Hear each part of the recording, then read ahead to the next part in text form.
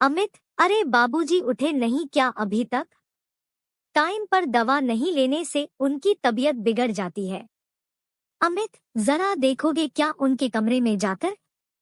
मैं रोटियां बना रही हूँ, सब्जी भी गैस पर रखी है, तुम्हारा टिफिन भी लगाना है अभी। जागते ही चाय चाहिए उनको, वो भी सुबह ठीक 7 बजे। अब तो पौने 8 बज रहे हैं, आज चाय चाय करते किचन तक आए भी नहीं। अदिति की बातें सुनते अमित को भी आश्चर्य हुआ।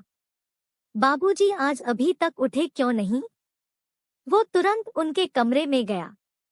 बाबूजी अभी बिस्तर पर ही थे, गहरी नींद में।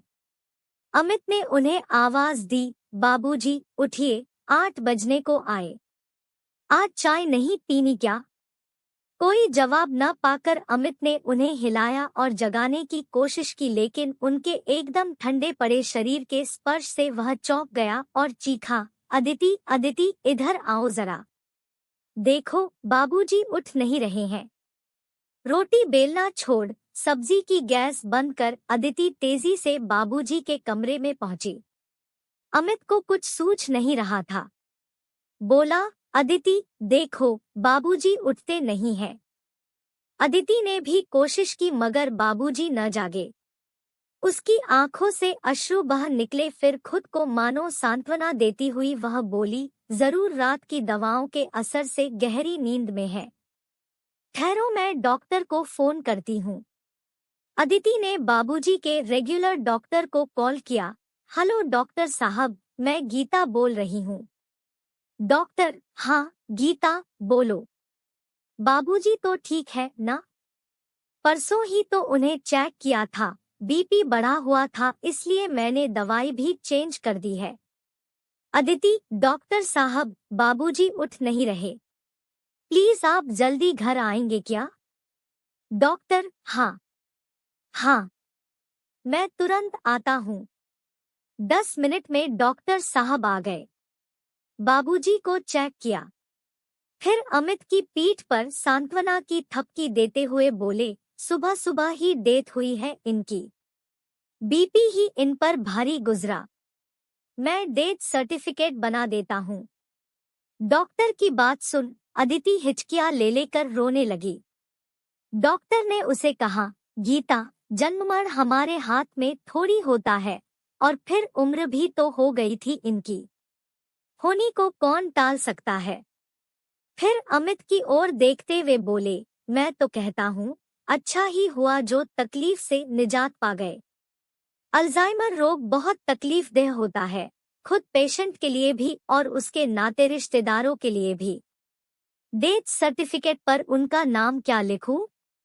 उन्हें चेक करने आता था तो तुम लोगों की देखा देखी मैं भी उन्हें बाबूजी ही कहता था। गीता के बाबूजी के रूप में ही जानता हूँ मैं इन्हें। डॉक्टर ने आगे कहा।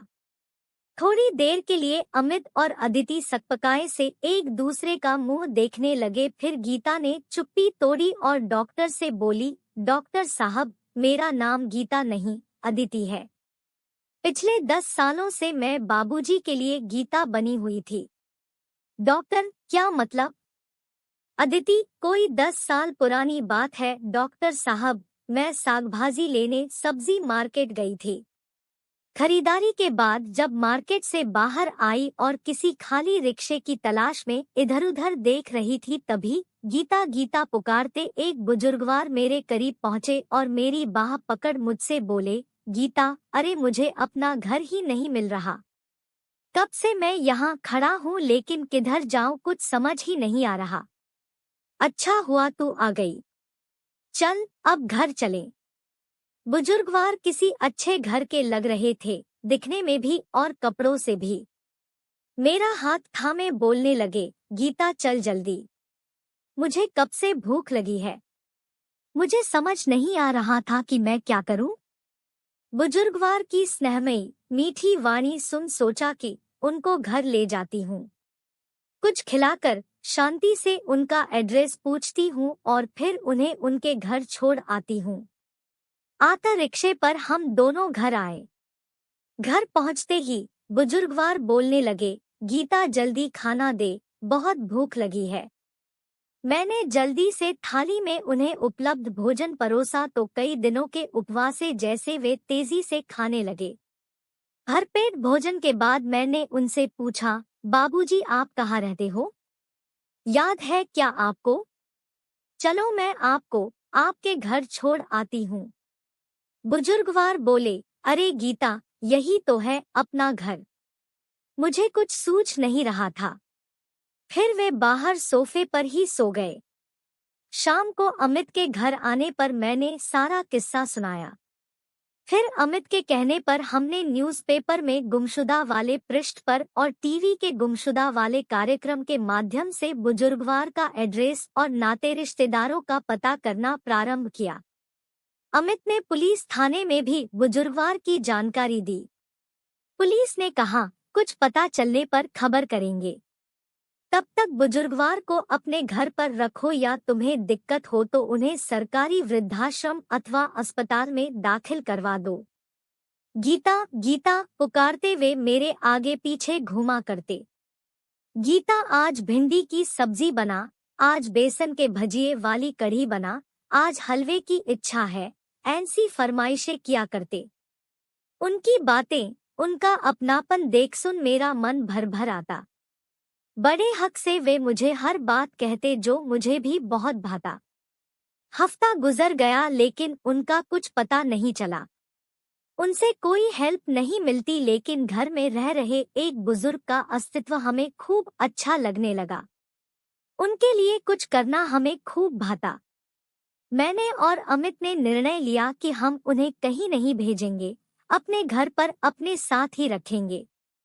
फिर हमने पुलिस थाने में भी अपने इस निर्णय की सूचना दे दी। बस तभी से बुजुर्गवार हमारे बाबूजी बन गए। 10 बरस हो गए मेरा दूसरा नामकरण गीता हुए। आज बाबूजी के साथ गीता का भी अस्तित्व समाप्त हो गया। बोलते हुए अदिति की आंखों से पुनः झरझर आंसू बहने लगे।